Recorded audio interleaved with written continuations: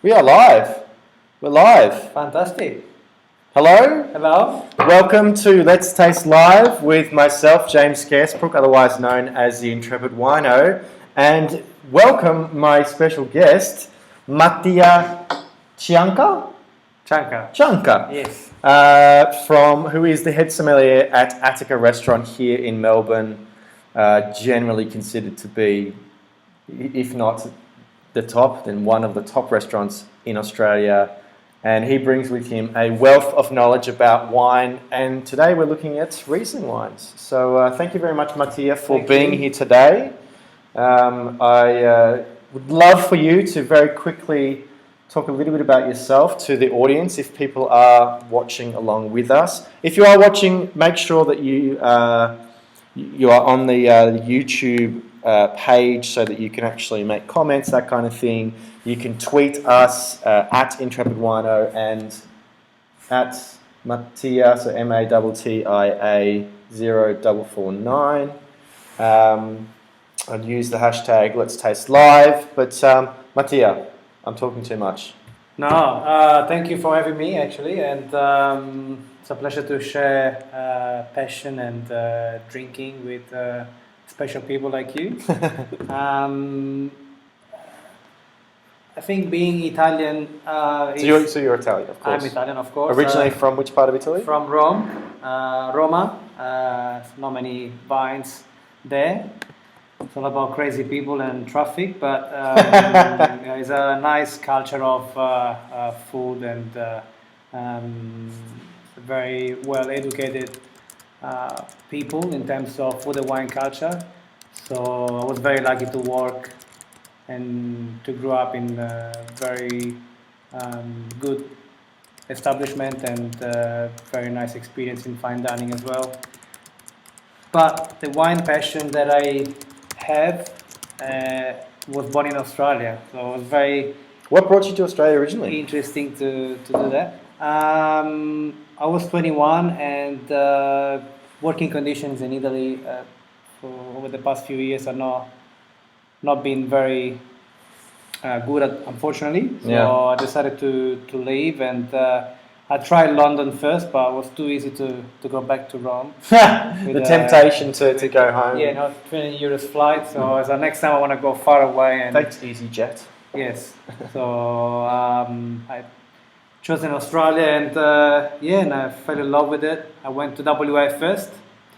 And it was amazing to start working in this very small Italian restaurant that started my real passion for wine and dedication to all this learning, improving, testing, discovering. What were your early impressions of Australian wine? Did you drink much wine back in Italy? Yes. I didn't know what I was drinking, but I was drinking. And, but you'd drunk enough in Italy to sort of have a particular impression about Australian wine? To sort of like you knew you had drunk enough Italian wine to sort of come to the Australian wine and go, oh, this is different. It was, that was my reaction. Yeah. This is different, and especially in WA in 2008 was, Perth has always been a little bit behind the rest of Australia. Yeah. So this side of Australia, I know it's growing fast, and there are very nice establishments now opening, but 2008 was very different, and of course my English was very bad. Still very bad. I was very hard to communicate and to find the right things to do. But wine culture and food culture in 2008 in Perth was very behind for what it is now and for what it was in this side of Australia. So the wines that I was drinking was not cheap entry-level wines that for me were very hard to drink. And in Europe in general and South Africa or South America, wines the good quality starts from much lower price point sometimes. You have to admit that it has a lot to do with taxes. In fact, but over the last 2 years I'm drinking more amazing quality and good value wines. They're really affordable and in terms of Australian wines, and they. The situation has changed quite a lot. Yeah. As we're probably going to see with the tasting today, there are some smaller producers, there are some new producers, young, dynamic producers who are changing the model of what it costs to actually produce wine. I think in a number of these cases, the fruit is actually being purchased. People don't have to buy a vineyard. People don't have to build a winery anymore. There are ways, to work around a lot of the initial costs of making wine. As far as capital expenditure, not to get too nerdy and financial about it. But what eventually brought you to Melbourne? Wine and hospitality in general. I was working in Perth, and I started studying wines in Margaret River, and I felt like there was enough time spent in WA, and if you wanted to do a little bit better in this sort of career, you need to move to somewhere more competitive and more civilized in terms of I mean in a good way. I mean I love Perth, I love the nature, the landscapes, but if you want to always be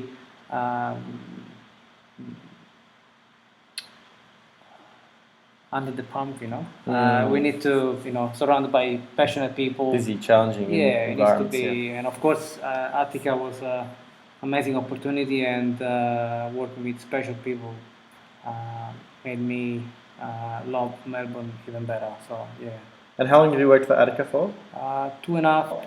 And you've also participated in different sort of scholarship programs and competitions. I think you were in like the top 10 or something, as far as there was the Australian Sommelier of the Year awards earlier this year or late last year. You went up to Sydney for something. I seem to remember something, but more recently, yes, you represented at the International Young Sommelier of the Year awards. Yes, that was really special feeling to represent Australia from a non-real Australian point of view. What is an Australian? I can speak Australian, mate, if you want, but was Please really it's really good to have that opportunity to do these sort of events and competitions. If you always take these things as a chance to improve yourself, and not just. I mean, competition sounds like a bad word, but it's nice. You meet people from all around the world, and you share contacts, knowledge. After a few days that you spend together, you always come back richer. Of course. You improve yourself, and it's amazing. And you get to travel, for free. It's good. And so for today's tasting, you did a little bit of research as well, and looked a bit about these wines. Have you tasted any of these wines before? Just one of those. Okay, well, we won't say which one. No, we don't. But of course, Riesling has been a great variety that's been in Australia for a long time. Riesling probably is best known in Germany, you would have to argue. It's pretty strong in Austria as well. I think it's probably spread a little bit, possibly because of that German Austro-Hungarian Empire thing. But Riesling, would you agree, as some people say, that Riesling is the best white variety you could get?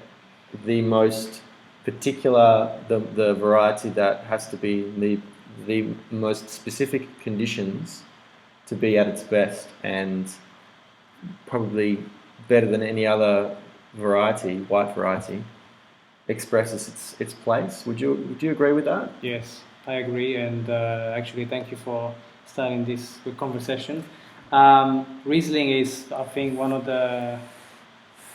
is the noble variety. I think it's the most pure variety that is able to express the soil where it's grown and the microclimate of that particular vineyard and that particular area within the region. Of course, Germany is the greatest example, and Alsace in France can be as well. I've been part of Germany for a while, so it can be sort of course, associated with that. Yep. Austria, cooler climate, north of Italy. And but yeah, if we see in a larger scale, Australia would be the only other option that comes to my mind in terms of good example of Australian Riesling. So I think it's very exciting. Look, to be honest, there are some. I did encounter some very good Riesling in the US. Yes. And to a certain extent, Canada as well. Yes. Like, I don't know much about Okanagan in Oregon. So not Okanagan. The Willamette Valley in Oregon. I think there are some good Rieslings there. Yes. You do see some in Okanagan in British Columbia and Canada. One area that is excellent for Riesling in the US is actually what that I encountered. I'm sure there are other ones. Guys, if you know any other great Riesling areas in North America, but the Finger Lakes region had a lot of potential for Riesling, and I did see some very good ones. Herman J. Weimar, I'm not sure if you've tried those ones. They make some fantastic Riesling. I did see some Riesling in Chile. Yeah, there was one small producer that I encountered that made some very good Riesling.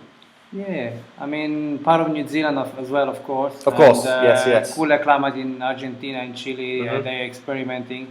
Uruguay, I tried once.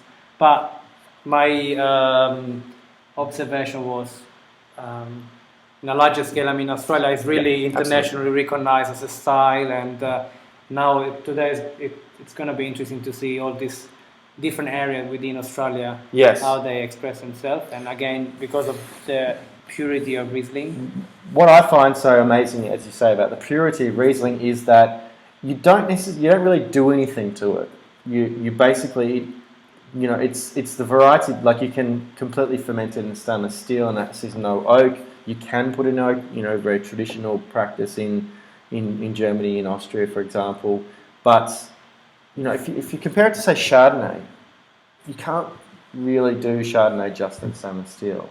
Chardonnay kind of needs some wood. It needs some lees contact, some batonnage maybe. Whereas Riesling has, it is at its best and its purest expression, which is just pick the grapes and ferment it. And that certainly has been the style in Australia. That kind of approach, that stainless steel fermentation. I guess the other kind of variable, the other thing that makes Riesling great for me is the level of sweetness. Very versatile. You can get completely dry styles, you can get off dry styles, you can get sweet styles. Yeah, of course. Yeah. Zect. Yes. Semi-sweet, extremely sweet. More than extremely sweet. So yeah, it's crazy. It's I think it's one of the very few, if not, the only variety that is so versatile and still maintain all levels of sweetness, maintaining this crazy level of acidity that makes it perfect with food pairing. And of course, one of the most challenging tasks for sommelier is matching with food, and Riesling is always a good option because of that amazing acidity that retain at any level and from any country, from any region. So yeah, very excited. So before we actually move into the tasting, I quickly want to mention that the wines today have been provided by Different Drop, who is a partner of Let's Taste, as well as my podcast, The Vincast. Different Drop, an online wine retailing business based out of Sydney. They ship wines all over Australia, but they specialise in the kind of wines we're going to look at today, produced by generally small artisans, often young and up and coming winemakers, covering all different regions, often using sustainable practices, that kind of thing. So you can actually, if you haven't already, you can actually go to differentdrop.com and look for the Let's Taste Riesling pack. So you can actually buy these 6 bottles, assuming they still have suppliers of them, and you can actually taste these wines yourself if you are watching this. If you're watching this live, or if you're watching it later, you can go and buy this wine. So thank you very much, Different Drop, for your support of myself and providing the wines today. Of course, thanks for supporting these great winemakers. Don't forget that at purchase you can get a 10% discount when you put in the Intrepid Wino code. So let's start with a Riesling from probably Australia's, what's considered to be Australia's great Riesling region, which is the Clare Valley in South Australia. So, Mattia, if you would do the honour, maybe let's rinse out the glasses first. But the first wine we are looking at is Rieslingfreak, number 2, 2014 vintage, Reverence of Riesling. So, John Hughes is the winemaker. Thank you, John, for your support of the tasting and all those retweets and whatnot. It's always a good idea if you've kept your glasses in cardboard boxes, just to give it a bit of a rinse to season the glass before you actually have a look. So, one of the things I will mention is that all 6 of the wines today are under screw cap, and Riesling was pretty much one of the main reasons that we have screw cap in Australia, because I think probably the best known early adopter of screw caps was Geoffrey Grosset with his Grosset Riesling wines. So you are going to be hard pressed to find many Australian Rieslings under a cork. And the other country that does whites pretty much exclusively under screw cap is Austria. So again, Austrian Riesling you'll find under screw cap. But let's have a look at the Rieslingfreak. Do you know much about Rieslingfreak? No, actually, I was surprised to see this selection that discover new styles that we might be introduced for testing groups and friends, and of course to restaurant as well. So, of course, as you said, Clare is very much the benchmark of Riesling when it's considered to be Australian Riesling. We always think about Clare Valley first. Yeah. And then we go into further sub area in different estates as well. Definitely, as far as consistency, I think Clare Valley people would go, Clare Valley Rieslings in general are better. Would you agree? Well, I usually like to say that there is no wine better than another. I like to. Everyone is different. Everyone has a story behind, and of course, the people that make this wine are very passionate people. And I think we always need to respect these important factors that we're going through. Especially when you deal with customer, you don't want to upset anyone. So. But Clare Valley is the most important in terms of history, in terms of style that was recognized as sort of international recognized Riesling styles. It's always Clare Valley Riesling, and beautiful geographic position, cooler climate, altitude. It has all the characteristics to grow Riesling into amazing examples. So, absolutely. Now, before I forget to mention, I'm actually wearing my Gunderlock shirt today because I was actually lucky enough to work vintage in 2012 at Gunderlock. And this is, I was thinking before I came down, what Riesling shirt do I have? And in fact, this is the closest thing I have. So, is that sun in your eyes bothering you? No, it's nice to see sun in Melbourne. Funny. Okay, so it's quite pale in colour, which is pretty normal for Riesling. Yeah, young Riesling, and they're quite common line to have a very pale green tinge colour for young Riesling, and even when they age, they usually maintain this quite light colour. Unlike old Chardonnay or old Semillon, which tends to pick up more of a golden, kind of bronzy sort of colour. Yes. What do you think of this aromatically? For me, it's very classic Clare Valley. Yes, usually people mention very fresh citrus, lime, lemon in terms of Clare Valley, and I think we have a very good example of this aromatic component in this wine now. Do you often find like an oiliness, like often people refer to like kerosene or petroleum, that kind of thing. I've thought that it was just a Riesling character, but apparently, correct me if I'm wrong, apparently it's a characteristic of Clare Valley Riesling in particular.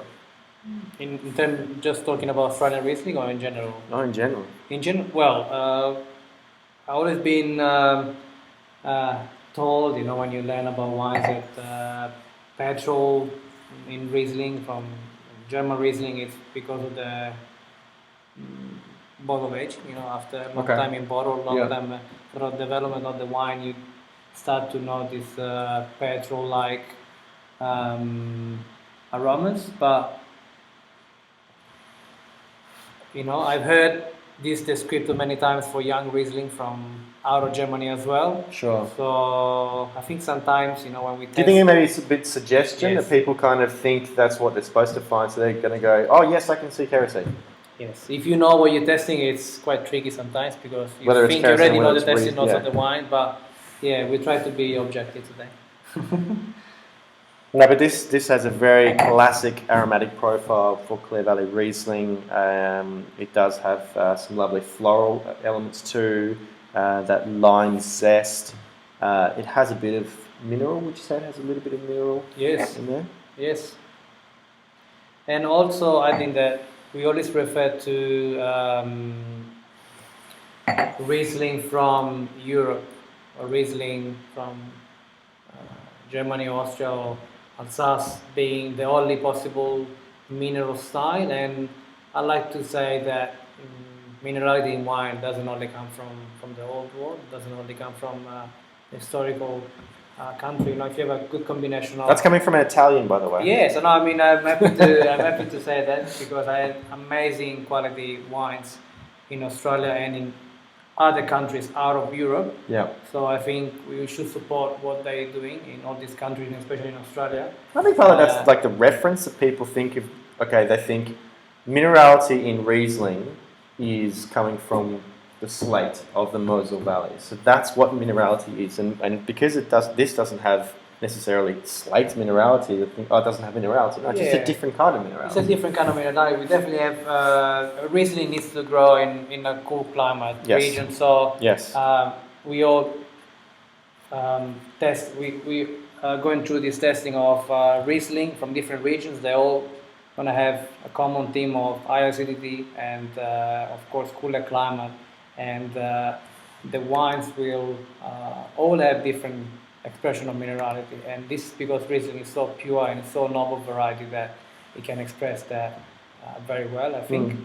So yeah, I think minerality. It's very pretty. Yes, you can wet stones, or you can refer to as the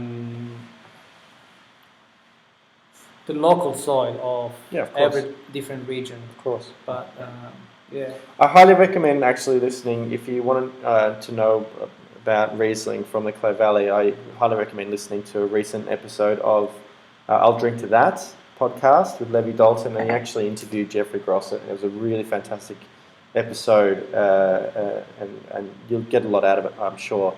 But let's taste. Yes.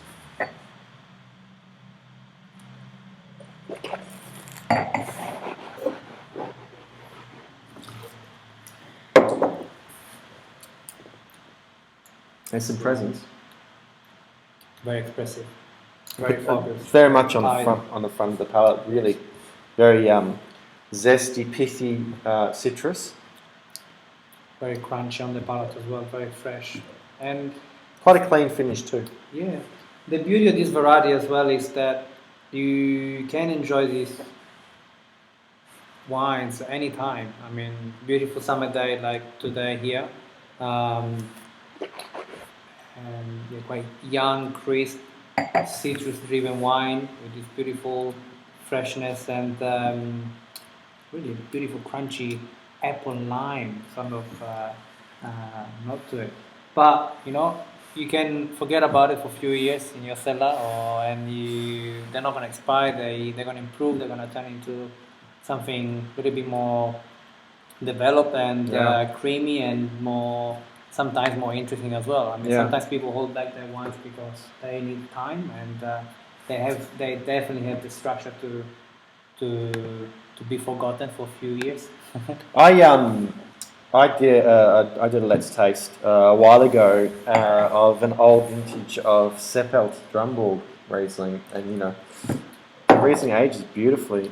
I think, as far as consistency, Riesling is a much better white variety to age. Chardonnay can be a little bit. It has to be really good, I think, and a very good vintage if it's outside of, say, Burgundy or Chablis. Mm-hmm. But this is a really wonderful start, I think. This is a good sort of benchmarking exercise. Yes. Do you think there's any residual sugar in there? This is the question that you always get asked. And we probably will ask about this for all 6 of these ones. I believe that most of the Riesling, or most of dry Riesling, always get a little bit of residual sugar. And I think it's part of the winemaking trick and what this variety wants and needs because of the extremely high level of acidity. That little touch of sugar always balance and soften that kind of harshness of young acidity in Riesling. So, but I think it's a dry wine. We're looking at 12% of alcohol, so we might be retaining a touch of sugar. Yeah. And I think it just gives the extra softness and mouth feeling and improves balance as well. That's my opinion. I think it's a really interesting wine. Very pure, very clean, very precise style. Good start. It's good to start with this. All right. Well, Rieslingfreak, number 2. Thank you. Excellent start. Wine number 2 is the Sons of Eden Freya Riesling, also 2014. And this is from the other, generally considered to be the other great Riesling region, particularly for South Australia, but I think Australia-wide, and that's the Eden Valley. Eden Valley is technically part of the Barossa, but it is, I think, the most elevated and the coolest climate part of the Barossa, and that makes it an ideal growing conditions for Riesling. Sons of Eden, another small producer, they make a range of wines, Barossa reds mostly, but this is a Riesling, and I remember selling this when I worked in retail many years ago, and I liked it. I haven't tried it for a long time, so I'm interested to see. Do you know much about Sons of Eden? No. This is yes, I know they use this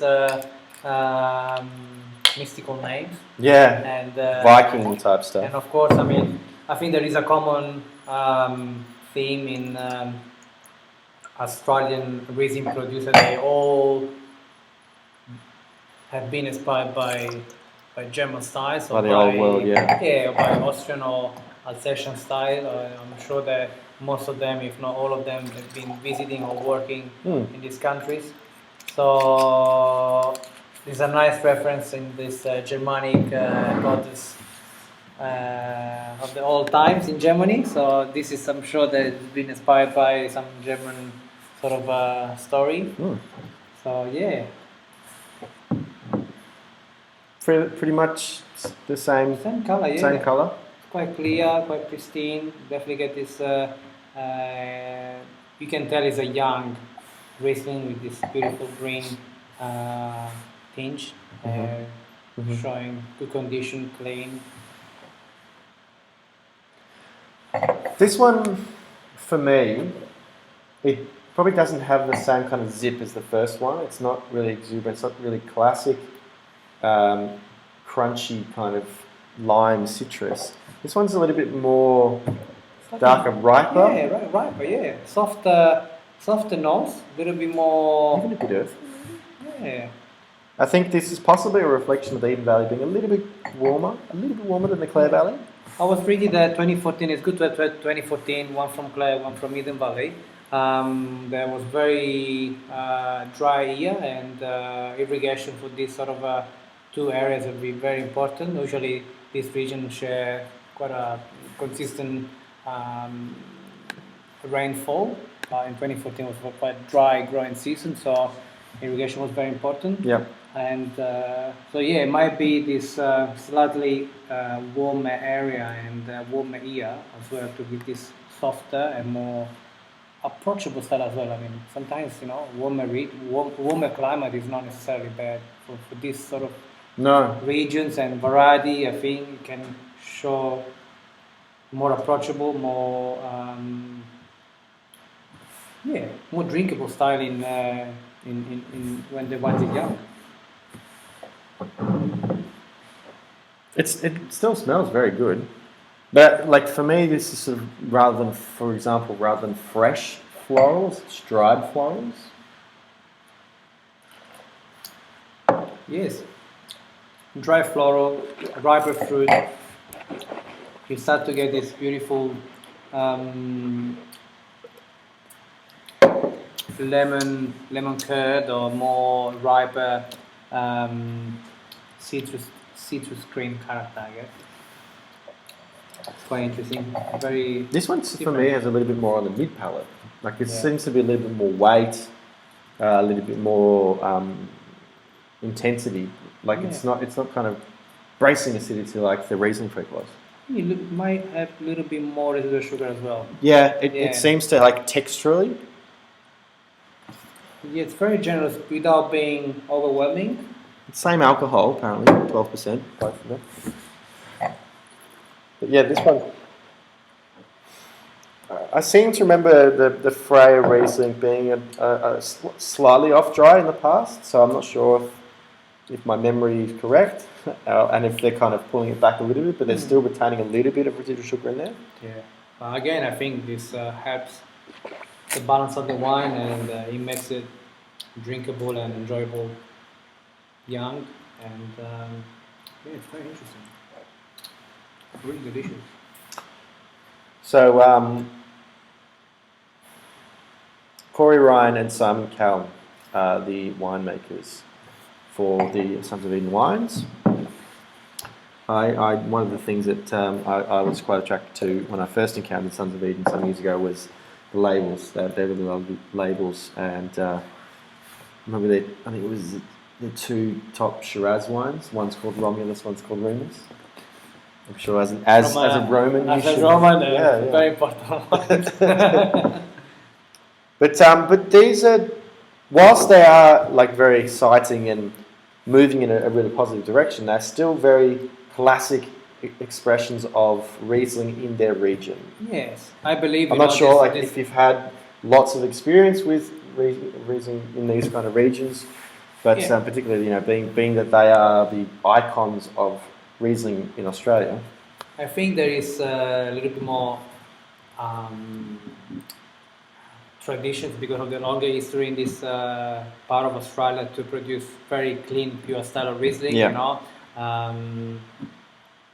try to get the grapes straight to the vineyard, very straight to the winery, very carefully preserving the freshness.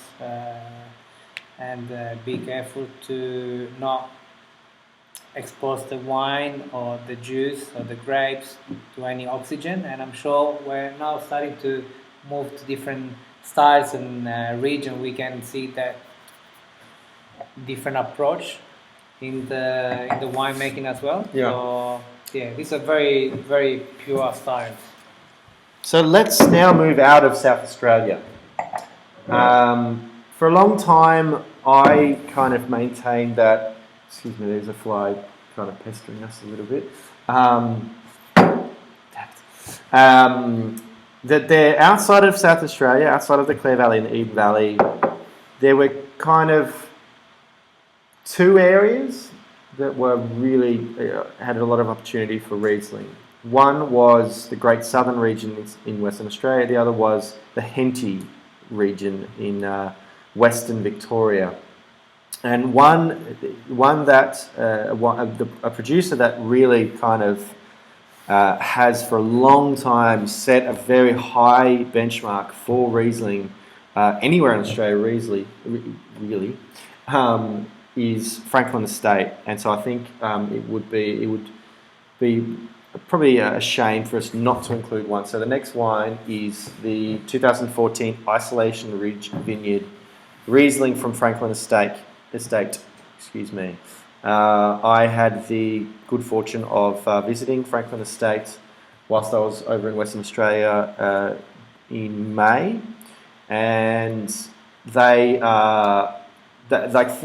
champion Riesling so much that for a long time they ran a program which was the Frankland Estate International Riesling Tasting, where they would actually benchmark their Riesling against Rieslings from around the world, predominantly from Germany and Austria and Australia, as we talked about earlier. And now they are part of the Riesling Down Under program, which this year was the inaugural year. And so it was great. I recommend listening back to the Vincast episode I did with my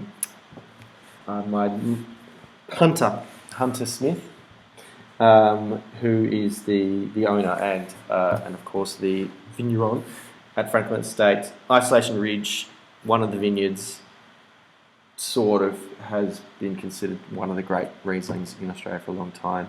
What's your experience with Frankland Estate? Well, as we briefly mentioned earlier, we coming to Australia from Europe. You expect everything, but testing good Rieslings.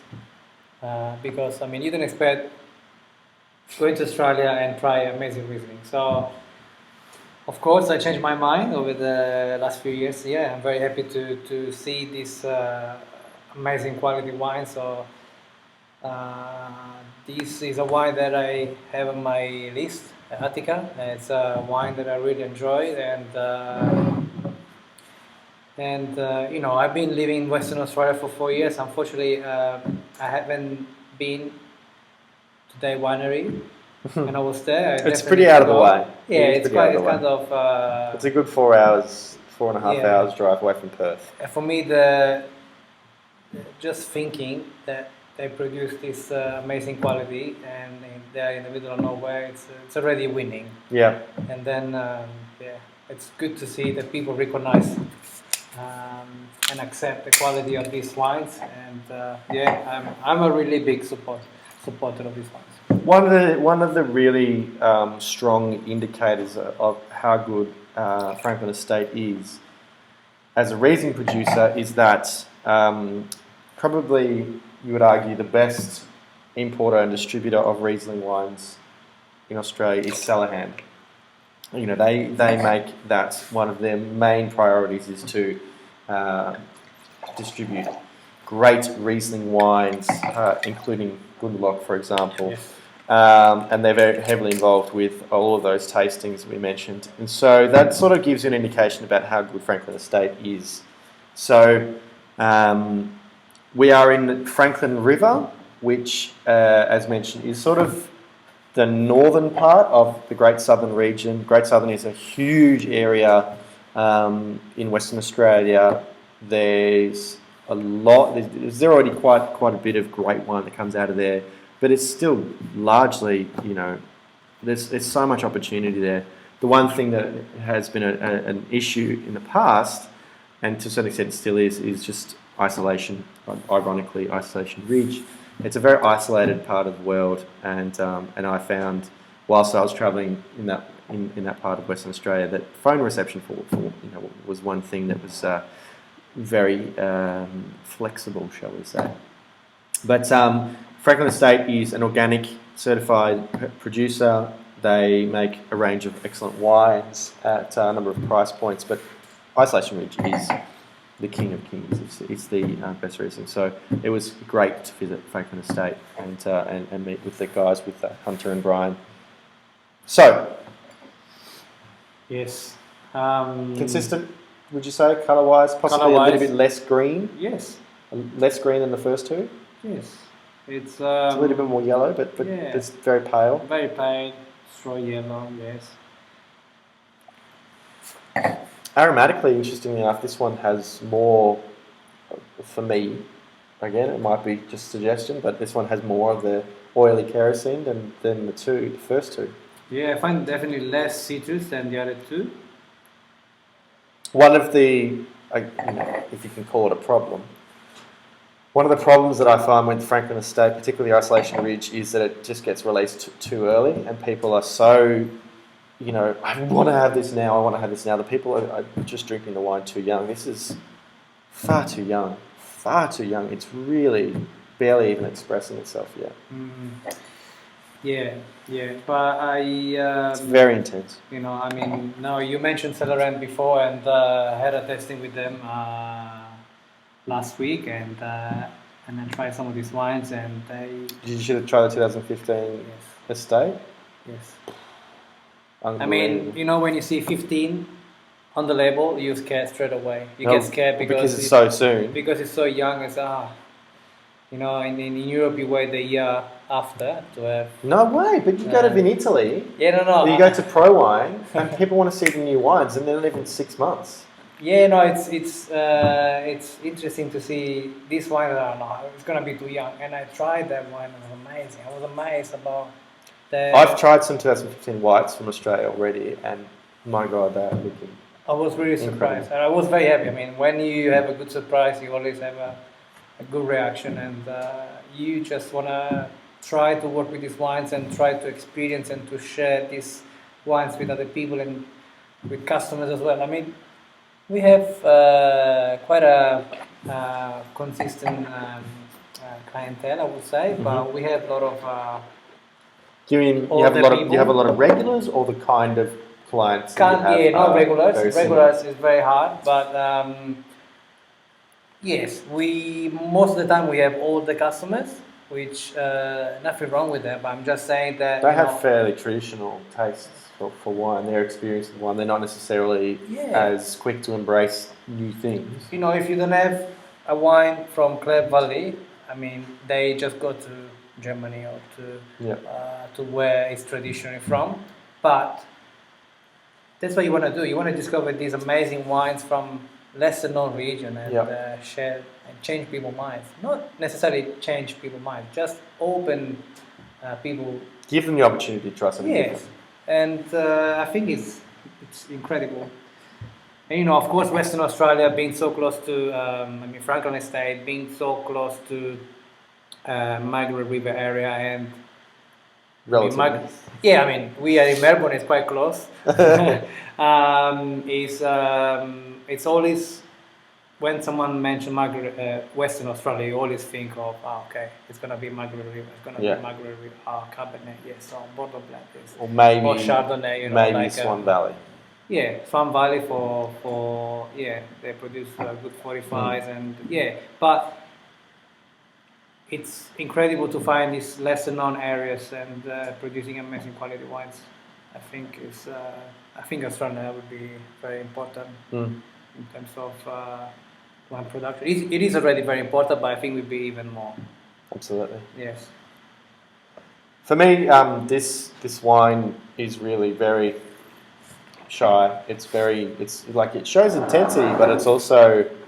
It's still kind of settling, I think. Even a good sort of year and a half after the vintage, it's still coming into its own. For me, this is the epitome of purity. Yes. Of focus, of drive, but it's still very subtle. It's got some intensity, but it's not super exuberant. It's not obvious straight away what it should be. You have to kind of think about it a little bit. Yeah, and the nose, I like to say the way you describe it, so the nose is very shy, but the palate is very expressive. Of course, you realize that the wine is young, has potential, but it has an amazing saltiness almost. Really, that's what I mean. Texture is very interesting. In minerality, from Europe. This is minerality, not from Europe. Really expressive on the palate. It's very assured, it's very confident. But please, guys, if you do buy some Franklin Estate Riesling, particularly Isolation Ridge, just sit on it. Don't pour it straight away. Buy 6 bottle, open one every 2 years.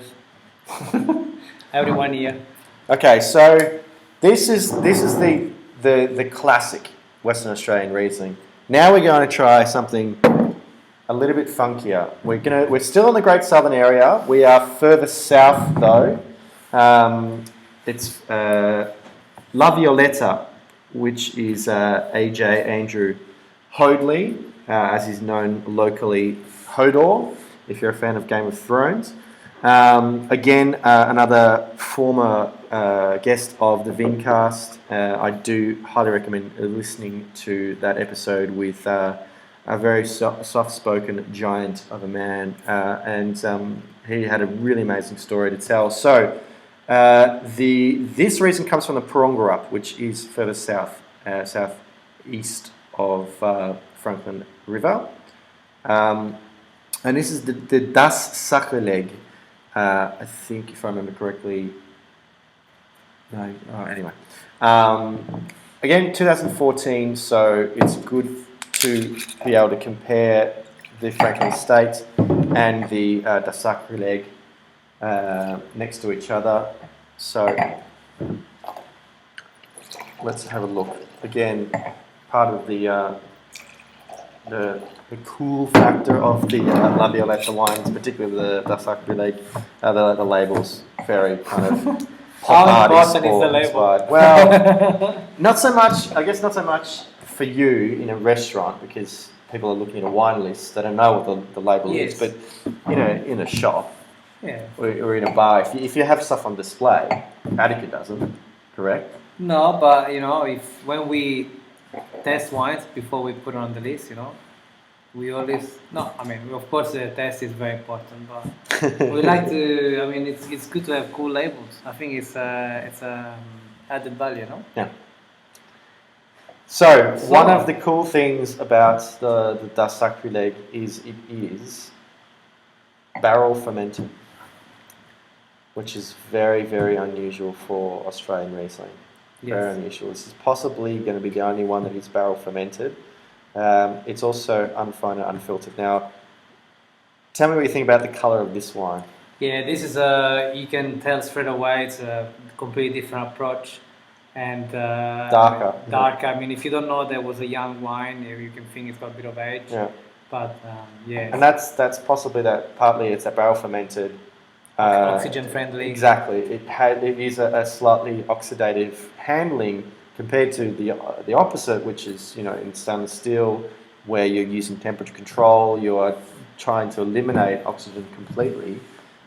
Here, oxygen's almost being encouraged, and then being unfined and unfiltered. I would, of course, there's racking and stuff like that, but that's where you're getting a little bit of that colour. So it does have that quite a complex, not quite toasty, but it's sort of a little bit like biscuity, sweet biscuity kind of. Yes, it's definitely wider spectrum. It's much completely different nose profile from the previous ones. You definitely start to get more riper fruit and more secondary and tertiary character, as you just mentioned. You definitely this crustiness and this bruised apple. They you get this stuff from oxygen, young wine. So it's amazing.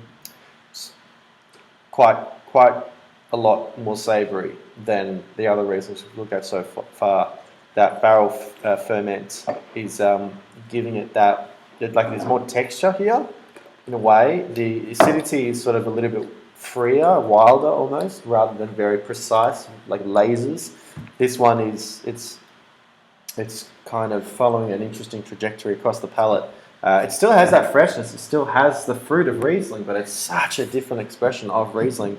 And I'm really, really glad that we include this in today's tasting, because it does represent such a different style of Riesling that is as good as the other Rieslings, but just a different expression. So Yeah. if you might try this, not necessarily being a big fan of Riesling in general. Like it's the same thing with Chardonnay. People kind of going, I don't like Chardonnay because of the oak. So people start saying, okay, we'll make unoaked Chardonnay, or we'll make it in a non-obvious way. Similar sort of thing. I don't like Riesling because it's too sharp, it's too acidic, and so they try this and go, oh, I like this. This is Riesling. Yes. So, Fantastic. of course, kudos to Hodes, to Hodley. Thank you. Andrew, thank you. Yeah, I think it's that Sakrileg is a really good name for this wine, coming from such a pristine and pure variety that is made into this protective and safe style, almost stainless steel, cool temperature, all this sort of. Barrel ferment is such a traditional style in Germany. Yeah, no. I mean, in Australia, I find it so strange that more people don't do it in Australia. Maybe it's that they're a bit scared to. Maybe? Yeah, it's too safe. Maybe I don't know. This is great. That There's people... a bit of risk involved in doing barrel ferment. No, this is exceptional. Really, really impressive. And if you are not on the La Violetta bandwagon, you definitely should be. And again, definitely have a listen to the episode of the Vincast with Andrew. It is a cracker. Okay, now we are moving out of Western Australia. We are back east side. We are looking at a Riesling from Canberra. No, Murrumbateman. Murrumbateman's New South Wales. Isn't it? Or is it Canberra district? It's still Canberra district. Yeah. Okay, yeah, okay. Yeah. So Ravensworth, the man behind it is Brian Martin, and Brian has worked for many, many years at probably one of the icons of Australian wines, like particularly for Canberra, which is Clonakilla. And he has for a number of years been making his own wines as well, red wines, of course, but this is his Riesling, and I don't know if I've ever tried his Riesling. Are you familiar with much from Ravensworth? Yes, but I haven't tried the wines before. I've heard. I've tried his Nebbiolo. I've heard many good things, which was very interesting, and I think Sangiovese as well. I mean, of course. There is. I'm always going to say yes when people offer me an Italian variety. Yes, please. Yes, I think it's good to experience these different varieties in Australia as well. I mean, that's where I become a little bit more protective of my own country, because there is so much history and traditions for each region and each province, and just the names that they change for each variety across the same region is impressive. But I think Australia is such a big country, and there is definitely room for experiments. Now we are moving on to the 2015 vintage as well. So these are even younger wines, and could possibly express something different. Now, of course, Canberra district is not necessarily known for Riesling, but I think I've still got a bottle of Clonakilla Riesling in my cellar, and being a cool climate, why not? It's possible. Yes. Oof. Yes. This is lovely, exuberant, ripe, really rich. Like, it's going beyond citrus. This is more into stone fruit. It's very tropical Riesling. It's very tropical. Maybe we say like a nectarine. Yes, like yellow peach. You have this. We mentioned cool climate region of Canberra, but it's definitely you can tell it's slightly warmer than the region that we just experienced. Yep. And the fruit profile is much more riper, tropical, and a little bit more expressive as well in terms of nose. It's definitely, like, the exuberance, I think, is probably coming from the fact that it is younger. This wine's probably only been in bottle for a few months. I think it's also possibly 2015 vintage being a slightly warmer vintage.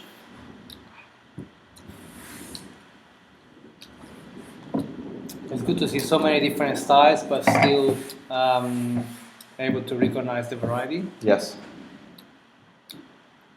Yeah, It's a delicious wine.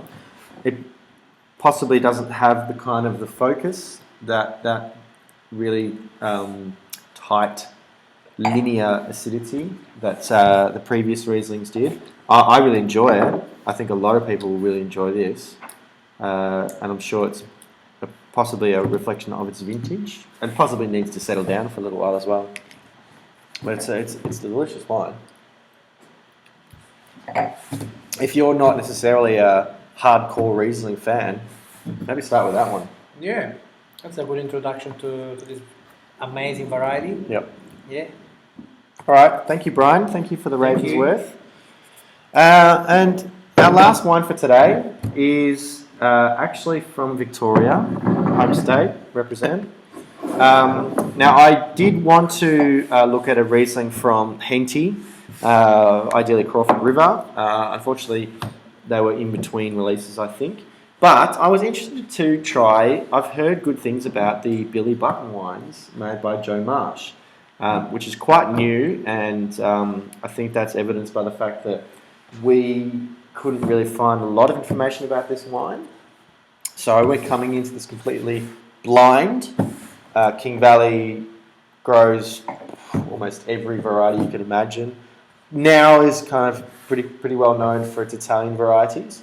But I know that, like, for example, Pizzini have been making Riesling for a long time to good success, I believe. Probably the other good, cool climate area for whites in particular is in the Alpine valleys, further north in Victoria. But I've been told that I should definitely have Joe as a guest on the Vincast. So, Joe, if you're interested, you're more than welcome to join me on the podcast.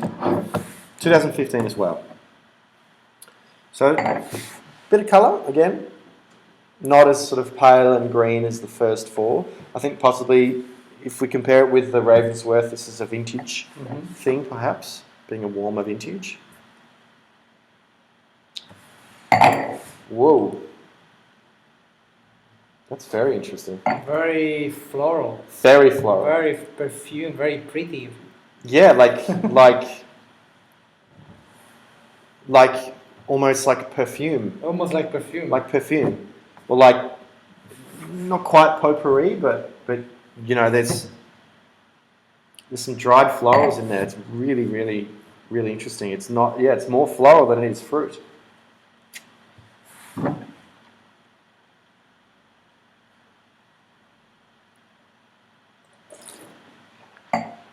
Doesn't say anything about the winemaking, but I would think that there's some interesting stuff going on in there, perhaps. Yeah, on the palate continues this beautiful perfume character.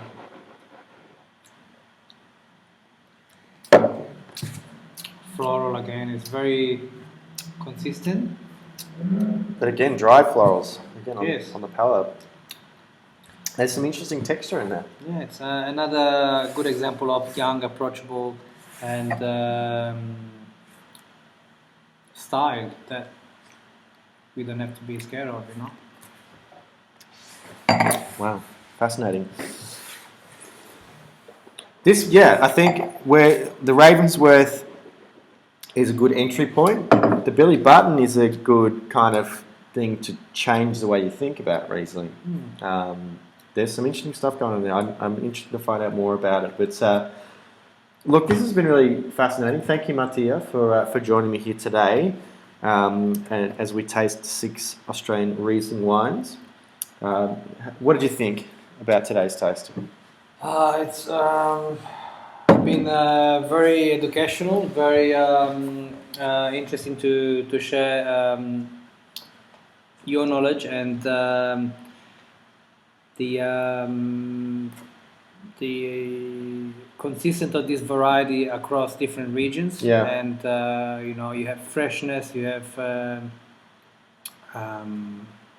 power in terms of acid structure across the whole six, but you can definitely get this where every region is going to, and where single different climate, single different expression of winemaking. Yeah. And and I think in the future can only get better. I think And it's, again, it's one of the things that we were talking about before we started today, that Riesling is kind of one of the sommelier varieties. It's not a huge selling wine style in general, at least not like it was back in the 80s and early 90s, I guess, where wine people love Riesling and kind of say, God, why don't more people drink Riesling? But then you sort of say, well, maybe it's a good thing that more people don't drink Riesling, because you can get outstanding wines for not a lot of money. Not a lot of money. But again, thank you for joining me. I will mention quickly that the glassware today was provided by Plum, who designed the glasses here in Australia. They were made from very high quality crystal over in, excuse me, in Europe.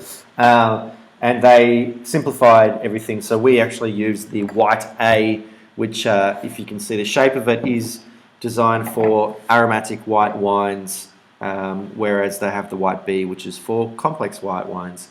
So thank you very much, Plum, for providing the glassware today. Head to plum.com.au possibly to find out more about how you can get some of these wonderful glasses that are also dishwasher safe.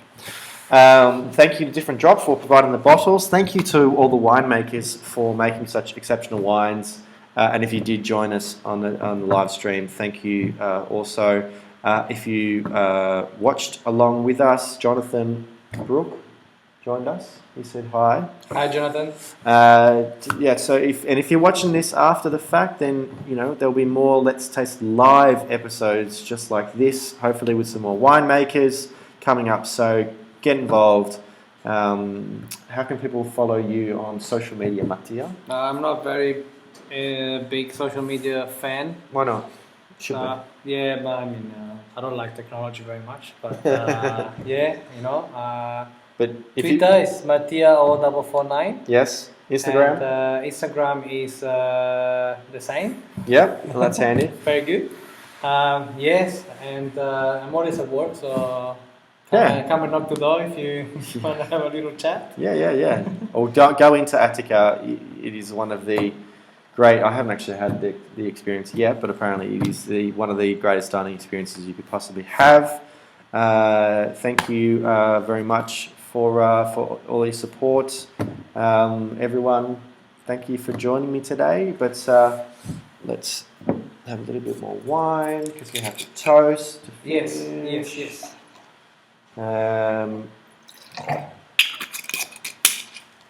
So, Mattia, until next time, cheers. Thank you.